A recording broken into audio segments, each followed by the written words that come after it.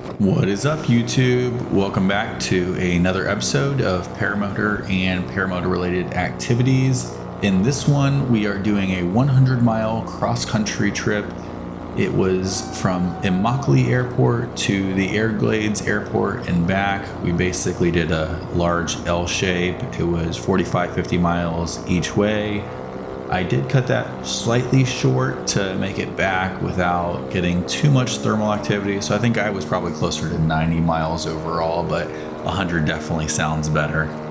If I'm not mistaken, there were 23 pilots as a part of this cross-country trip, but I didn't fly with the majority of them. I was the first one up in the air, and I was cruising along and took folks a little bit to get up. So I just started cruising around in some of these fields to try to wait for a couple of people to show up.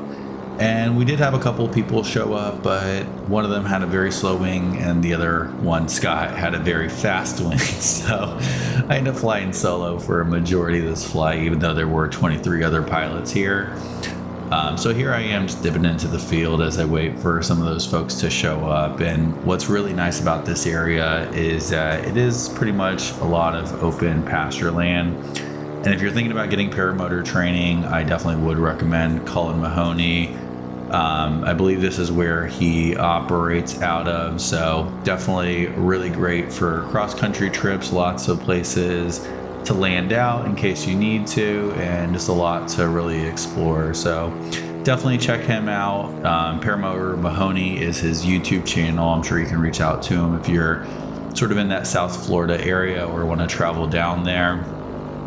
So we're just cruising the field here. This looks faster than it probably is. I think I'm doing like 35, 40 miles an hour. Look at those hogs. That's so awesome. The mornings are the best for seeing wildlife. Unfortunately, I think we do stir up a lot of the wildlife with our loud motors and probably spook some of them. We always try to stay clear of the cows and horses and things like that, but the hogs are fine. Nobody likes them anyways. They just tear up people's property and get into stuff that they're not supposed to. Anyways, we're just cruising around here down nice and low, just cutting it up. I love this wing. It's the Luna 2. It's still a really great wing. I've got about 150 hours on it now, but I did recently switch over to the Gen Falcon 2. It's even faster, more playful, definitely more fuel efficient.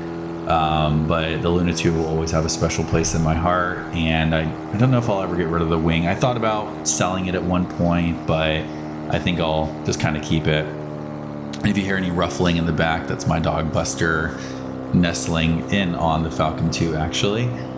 But yeah, this was a gorgeous morning. It was a really good day for flying. The weather was perfect nil wind first thing in the morning, but it was summertime, so the thermals definitely were kicking up towards the later morning, afternoon. So I wanted to definitely get to the Everglades Airport and back. You can see here, I think there's some deer running or something there.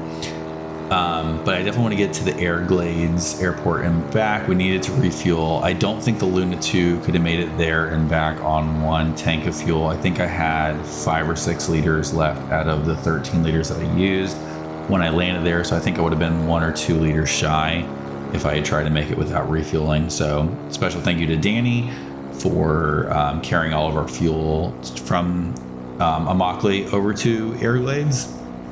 All right, so I wanted to capture this. So this is one of the 2 pilots that I actually ended up flying with. This is Scott Presbrey. He also does training.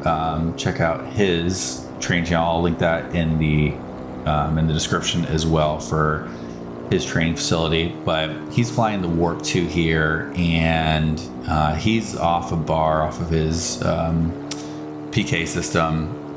But you can see he engages it right here and just blasts away. I mean, like, I could not keep up with him. He must have been going 50 to 60 miles per hour, something like that. I mean, that wing is absolutely fast with that configuration. So he just basically fades into the sunrise here.